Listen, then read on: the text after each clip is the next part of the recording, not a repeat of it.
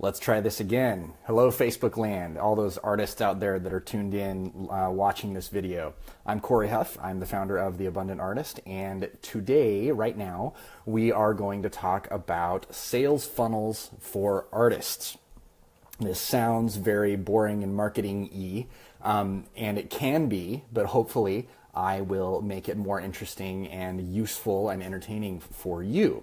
Okay, so what the heck is a sales funnel? Last week, on Friday, I published a blog post and a post over on Facebook where I talked a little bit about what a sales funnel is. And at its most basic level, a sales funnel is simply the mental structure that you use, the theoretical framework for understanding how somebody goes from never having heard of you to making a purchase from you. And there's essentially 4 steps in those sales funnels. And let me show you, I've got a whiteboard.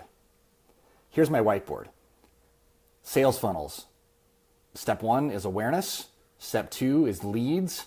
Step 3 is opportunities. And step 4 is sales. So let's talk about what those numbers mean, shall we? So I wrote 1,000 people being aware of you, or 1,000 people at the awareness stage equals 1 person making a sale from you. How does that work? Let's talk specifically about online marketing here. So let's say that you are out there, you're doing your best to share your stuff and tell everybody about your stuff on Facebook or on Instagram or some other platform.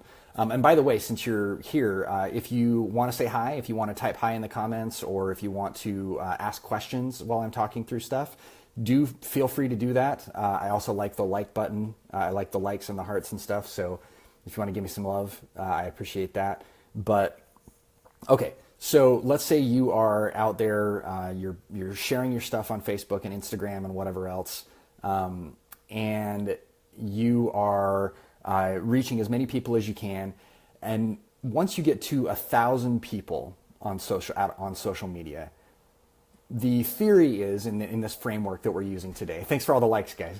Once you get to 1,000 people following you on social media, then some percentage of those people are going to follow you. And in the framework that I just laid out there, it's 100 people are going to become leads. Now, what does it mean? Hey, Rochelle, thanks for letting me know you're listening. So, and Alex, I just saw you join. So let's say that how do 100 people out of 1,000 people following you go from being aware of you to being a lead? What does a lead mean? So generally speaking, in marketing terms, when we talk about a lead, we're talking about somebody joining your mailing list. Now it can be something a little bit different than that, but for most people, it's going to be joining your mailing list. And what does a lead mean? A lead doesn't mean that somebody is necessarily going to buy from you right now. It means they're interested in what you're doing. Hi, Claire. Hey, Amira. I just saw that you joined. So many old friends joining us today. So in order to get somebody from your social media, from your Instagram or your Facebook or something else, to be joining your mailing list, there's some things that you have to do. Ken, just tuning in. Amira, hey. Somebody else, who was that just, Brian Guay, I'm going to guess. I don't know. Brian, thank you I'm glad you like the book. It's available on Amazon, How to Sell Your Art Online. So to go from social media to joining your mailing list, somebody has to see something on your social media that they like. They have to say, hey, I want to find out more about that person, about that artist. They have to go find your profile, your website link on your profile in Facebook or Instagram or whatever. And they have to click over to your website, and they have to see on your website something that they like, and they have to see an offer to join your mailing list. And then they have to say, yeah, I want to join that person's mailing list. And then they sign up, they type in their email address. Becky, hi from Florida, awesome. Gway, awesome. Sorry, I'm a little sick today, so I'm gonna drink some water. You may want to settle in. This Facebook Live might be kind of longish. We might go 20-30 minutes here because I'm really going to try to get specific about how these different stages in sales funnels work. Okay, so there's all these little steps that happen in between the awareness and the lead stage. There's figuring out what to say to people on social media so that people are excited about what you do, so that people understand who you are, what kind of art you make, why they should care about your art. Our previous How to Sell Your Art Online course that we did in January, the 101 course, was all about that stuff. It was all about figuring out how to talk about yourself, how to say, how to tell your story as an artist. Hi, Amanda. Hey, what's up, Jason? So if you know how to talk about yourself, then the next thing to do is to start directing people back to your website where they can join your mailing list. And over the last 2 weeks, especially last week, we did the email marketing challenge. And basically what we did is we asked everybody to take their story and put it into, continue that story through their email marketing. So giving people an idea of what they're going to get when they join your mailing list, giving people an idea of what's going to happen when they join your mailing list, what kind of emails they're going to receive, what kind of content they're going to get, what kind of sales pitches they're going to get from you, so that they are excited about what you do. Because people don't join mailing lists just for the fun of joining mailing lists. There's too many mailing lists out there now. I get hundreds of emails a day, and I'm sure most of you do too. So it's just not, you got to give them a good reason to join your mailing list. So if 1,000 people become aware of you, 100 people will join your mailing list, theoretically. Now that's a 10% conversion rate from one step to the next. That is actually pretty high. So of this 1,000 people, I'm assuming that those 1,000 people are all your ideal collectors. They're people who are most likely going to be interested in what you do as an artist. If those people are not the right people, if they're just like other artists that you're talking to on social media, or they are people who have $0, or they're people that are in Egypt and you live in Kansas, unless you have some sort of special connection to Egypt, those people are not going to be the people who are going to become your leads, let alone your customers.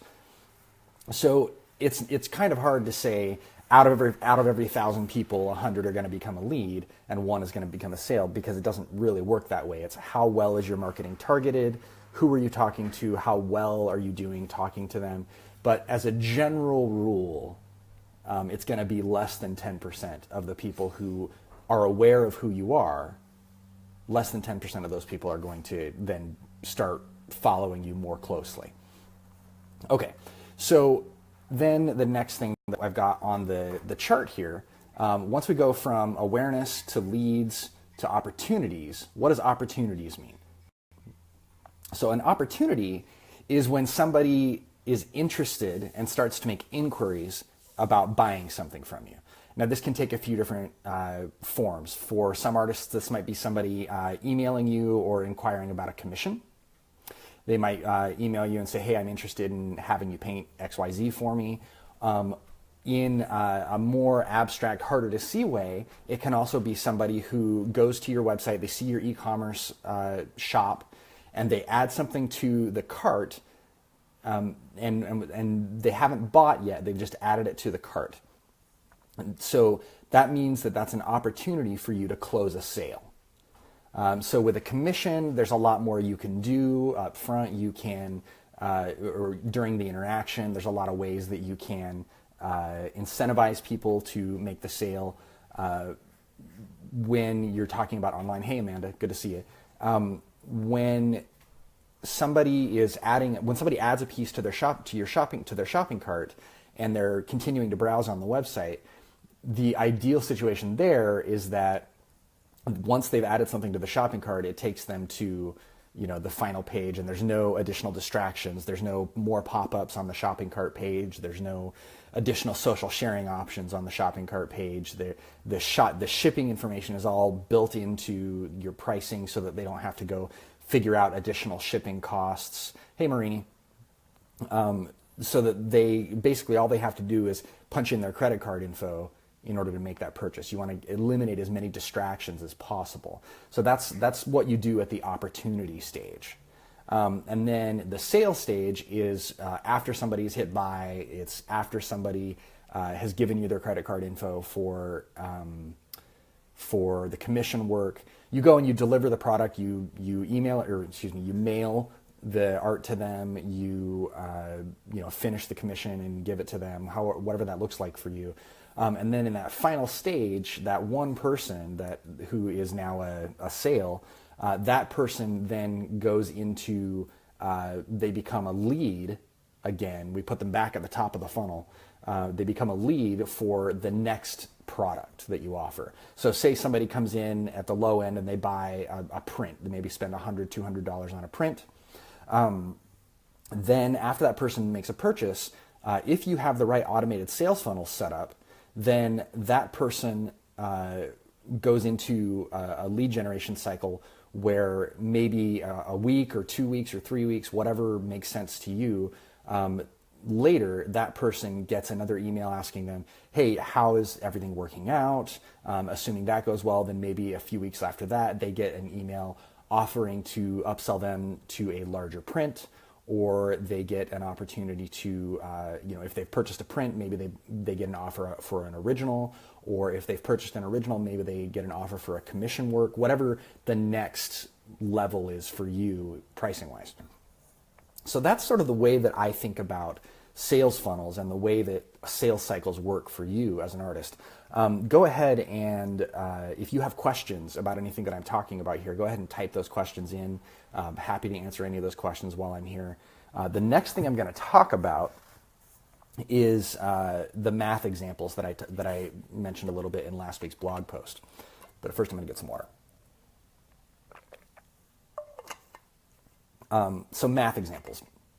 So when we're talking about paid ads, let's say you're paying for Facebook or Instagram ads, if you know that out of every 1,000 people who see your work, you're going to get one sale, then you can look at your sale price. Let's say it's $100 for a print. You know that you need to spend 10 cents or less per person who sees your work to get a sale and break even, right? So if you want to be profitable, you need to spend 9 cents or less per person that sees your work. That's really hard to do. So it's obviously much easier to run ads for things that are more expensive. But you kind of get the idea. You can run the math from there. So if it's a $1,000 piece of art, you can spend $1 per person who sees it because you'll get a sale of $1,000, so on and so forth. All right. So my reason for bringing all this up is there's a lot that you can do in the awareness and leads stages. What I see happening a lot is over the last few years, I'll get artists who will come and say, hey, I was on the New York Times and a whole bunch of people started following me on Facebook, and I don't know what to do to turn those into sales. Ken Dyer says, are Facebook ads necessary? Absolutely not, Ken. Some of the artists who follow us here at The Abundant Artist, they are thinking about doing Facebook ads. If you're very early in your career and you don't have a budget, you don't have money set aside for advertising, don't worry about it. There's still plenty that you can do with organic and Facebook and Instagram traffic. There's other lead sources that you can generate as well.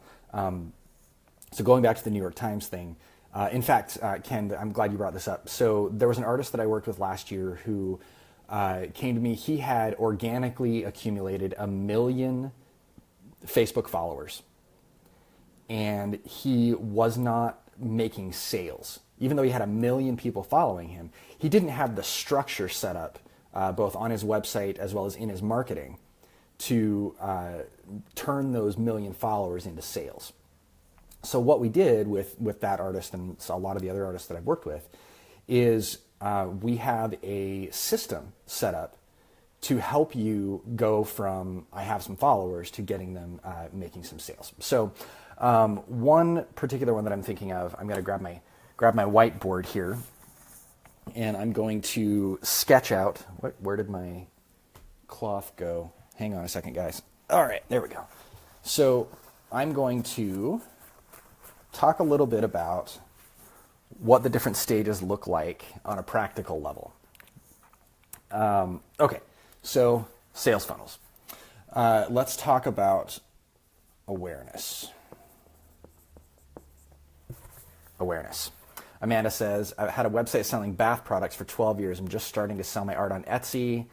A search engine optimization, a better way to get more traffic on Etsy. Yeah, actually, Amanda, let's use Etsy as an example.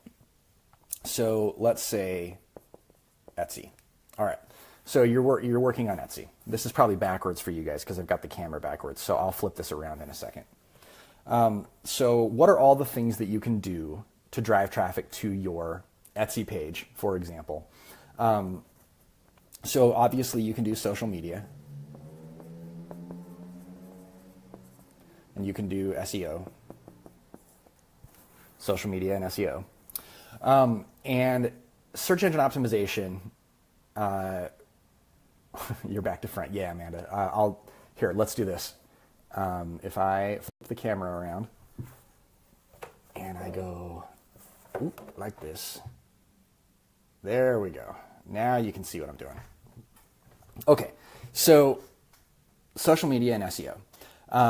Obviously, with Etsy, the search algorithm is a big part of it. You definitely want to make sure that you are getting, that you're optimizing your titles so that if somebody's searching for a red painting that can go over their couch that has flowers in it, then you want to make sure that all those keywords show up in your Etsy title. And you also want to make sure that you are sharing stuff on social media, right? So let's say that you are, sharing stuff on your Facebook profile and you've got a few hundred or maybe 1,000 followers. So you're sending people to your Etsy page. So I'm gonna draw this here. Etsy. You got an image there and a bunch of text there. All right, so you're sending people to your Etsy page, right? Okay, so what happens when somebody sees your Etsy page? So hopefully if you've done your SEO right, you're getting some traffic from search. And if you're doing your social media right, maybe you are doing some work in progress posts, and you're doing some video of time-lapse, some time-lapse videos and some work-in-progress pictures. So there you go. Let's say you're doing some work-in-progress pictures and some time-lapse videos of your work, and you're also doing some funny things, like maybe you're sharing some cat videos or stuff just to keep people engaged. So now you're sending people to your Etsy page. This is such a great example, and I'm so glad that you asked about Etsy. So once somebody gets to your Etsy page, what happens? All of this is still in stage one. It's the awareness stage, right? So once they're aware of your Etsy page, they go to Etsy. They either buy at that moment or they go away. And this is one of the problems that that artists have when they're selling through Etsy. And let me talk a little bit about what I mean. Put this around here. Etsy and other what I call art malls or art marketplaces have the problem for artists that an Etsy customer is an Etsy customer, not a Corey customer or a Terry customer or some other kind of customer. I'm just looking at the name of the person Amanda, not an Amanda customer. Because Etsy's terms and conditions say that if somebody buys something from your Etsy page, you'll see their email address during the back and forth as you're doing customer service and asking them about addresses and everything. But you cannot take that person's email address and add them to your mailing list. So you're actually skipping a step in the sales funnel. You're going from awareness straight to opportunity as they land on your sales page and then lead, or excuse me, straight to opportunity and then sale. That's good for you immediately in the sense that you get a sale and you make some money.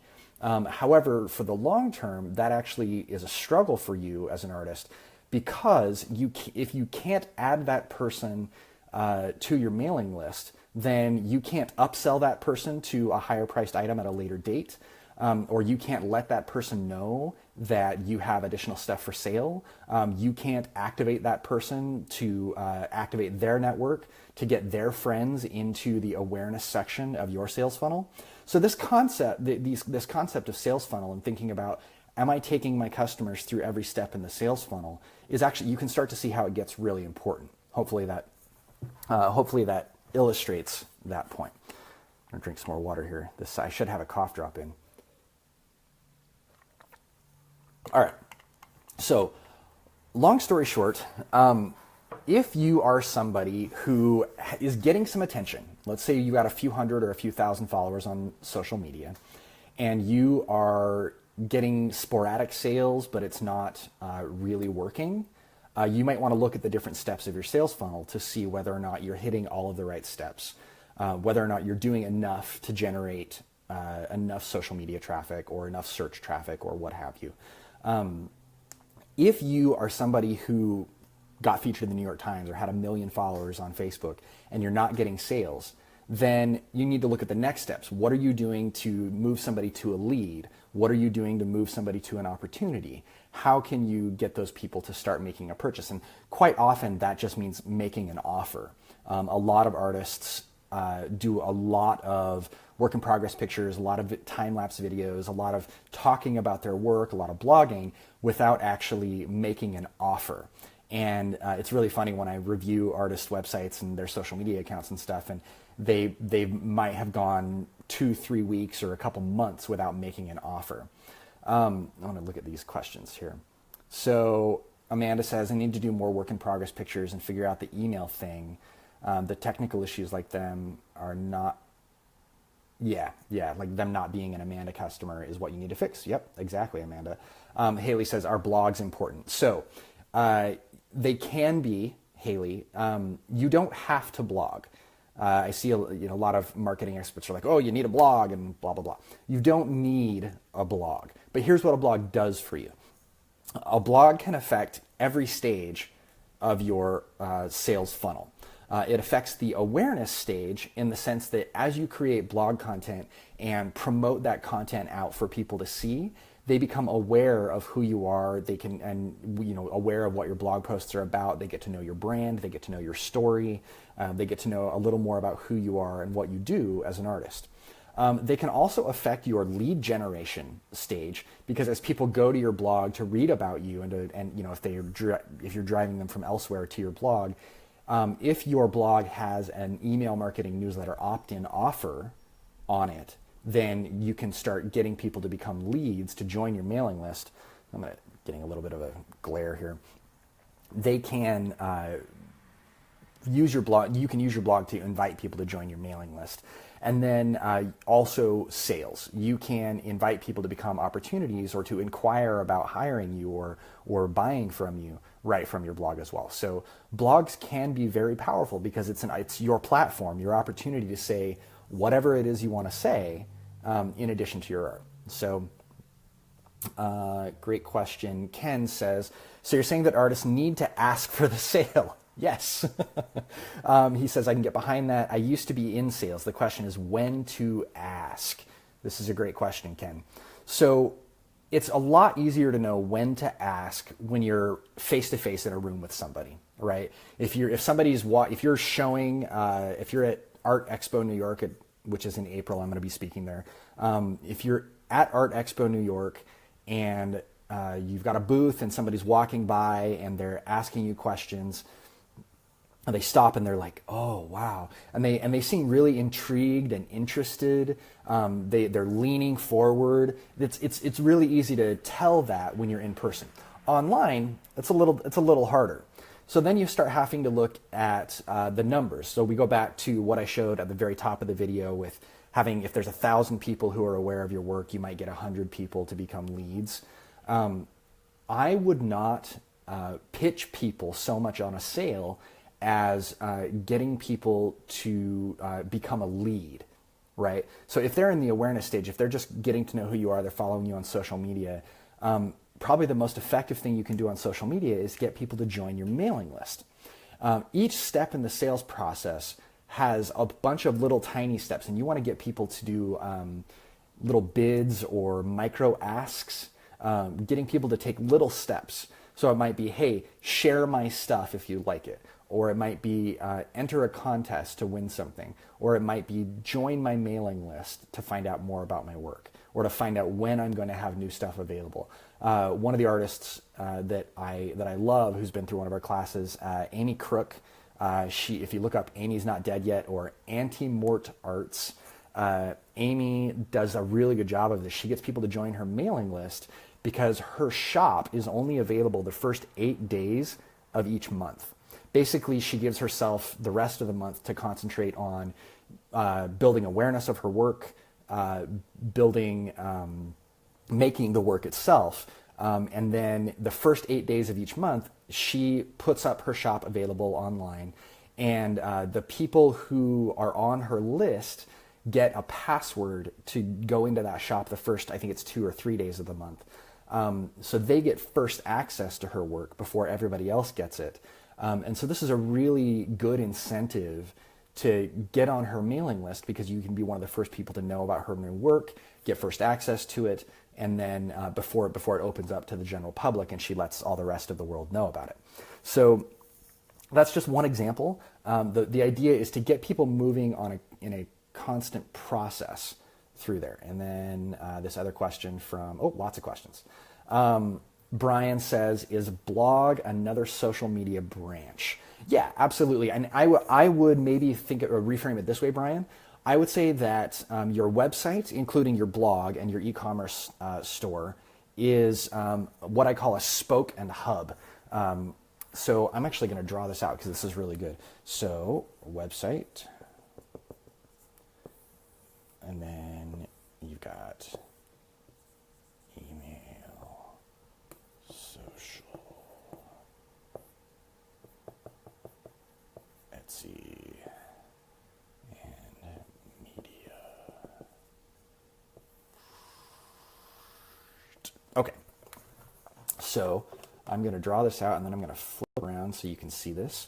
All right, guys, so your website is in the center of this wheel, and I'm just going to draw some more spokes so it actually looks like a wheel here.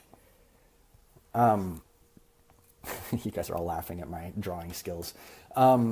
So if the website is the center of your world, it's where you live, it's where your stuff is, it's where all your ideas are, then social media, Facebook, Twitter, whatever, and media like the newspaper or any other kind of stuff, Etsy and any other third-party marketplaces, your email marketing, those are all spokes in your wheel, all leading back to your website and your e-commerce shop. So hopefully you get the idea that you're trying to get everybody back to your world. You want to lead them into your world of the artist so that they're not distracted by all the other artists that are out there. You just want them to be a part of your world. Yeah. Okay. So, should a blog be a part of our website? Yes. Amanda says, share my stuff in contests have worked really well on other websites. I've had this as a great concept for art. Awesome. Okay. Let's see. Amanda says, I was late to your live video. Da, da, da, da. Someone who is she? I'm having a hard time reading your full comment, Amanda. Okay. Rochelle, I will add a link to Amy Crook's website. I love her stuff. Love giving her a plug. She does geeky art, and I love geeky art. Okay, so this whole concept of a sales funnel, I've sort of given the high level overview of it. Starting next week, we are going to be opening, or we have already opened enrollment. Next week, we're going to be starting the How to Sell Your Art Online 201 course, which is all about how to do all this stuff in detail. We're going to dive deep into how to take people through the different stages of the sales funnel: awareness, lead generation, opportunities, and sales. We're going to take people through each of those stages, show them how to generate traffic to their website, as well as how to turn that traffic into sales. So we're going to specifically address, and if you head over to theabundantartist.com/HTSYAO 201. That stands for How to Sell Your Art Online 201. That's, again, theabundantartist.com/HTSYAO 201. You'll see all of this, a lot of details about all this stuff. But we're going to address a lot of these things in great detail. So in Module 1, we're going to break down how to use blogging to communicate your ideas and connect with your potential buyers. I mentioned earlier that blogging can be a really powerful way of affecting people at every stage in the buying process. So the first week of the course addresses specifically that. Module 2 is an artist's guide to email marketing. If you participated in last week's email marketing challenge, we'll touch on that, as well as some additional examples and real world stuff that I see artists doing that will show you how to turn your email lists into sales. And then somebody asks, does this apply to another country? Yeah, absolutely, Haley, it does. What we teach, I think, works well for just about any English-speaking country. US, Canada, the UK, Australia, absolutely. Other countries are a little less so, like maybe if you're talking about Germany or some of the other Eastern European countries where online shopping is a little bit less common, then that might be a little tough. But I think that what we've had students have success all over the world. Haley Gradwell says, are free setups okay for a website like Wix? Any recommendations? Haley, I do have recommendations. We usually, if you go over to our website at theabundantartist.com and you look for our website, what's it called? Our guide to buying a website. Just search for it on the blog, on the search section on the blog on the sidebar. We do have a guide for figuring out how to pick a website. Also look for the website checklist, the artist website checklist. Okay. In Module 3, we're going to talk about creating experiences for your collectors. And this is where the magic starts to happen in your marketing. If you know who you are as an artist, if you know what your work is about, if you feel confident and good about your story, you can create some experiences for your collectors that will blow their minds. Some examples of this from other artists that I've seen. Artists like Kelly Ray Roberts, a lot of her art has a lot of positive messaging, a lot of happiness in it. And she calls the people who join her mailing list, she calls them possibilitarians, meaning they see what's possible in the world, not what's wrong with the world. And that resonates really well with her art. We're going to talk in the course about how to create those kind of experiences with your people. And the cool thing about doing that kind of stuff is it's actually a lot of fun. It frees you up as an artist to, it becomes not so much about marketing anymore as connecting with your people and talking about the ideas and fundamental impact that your art is going to have. And that is way more fun than talking about email marketing and social media and conversion percentages and all that crap. And then in Module 4, we're going to talk about lead generation. So with lead generation, it's going to be all about, okay, how do we turn somebody, like once somebody's on your mailing list, or how do we get people on your mailing list? And once they're on your mailing list, how do we turn them into a sale? So that is the basic gist of the course. If you've never taken one of our courses before, they all happen online. There's 4 modules. The course takes 4 weeks. Each module is going to have anywhere from 1 to 3 videos where we go through. Thank you, Rochelle, for posting that link. We're going to go through, and each module will be pre-recorded. We'll talk about, give you specific things to do. The goal will be for you to spend about 5 to 10 hours a week on the course material, and the time you put into the course material will turn directly into stuff that you're doing on your art business. Artists that this is a good fit for. If you feel confident in who you are as an artist, you feel good about your work, you feel like you know how to talk about your work, and if you are getting like occasional sales here and there, but you don't have a predictable system for creating sales on a regular basis, this is the course that you need to take. If you have received media attention, like if you have a lot of social media followers or you've gotten written up in newspapers or magazines, but you haven't been able to turn that into sales, this is the course for you. Rochelle is the most valuable audience member. She's finding all the links that I'm talking about. Thank you, Rochelle. You're awesome.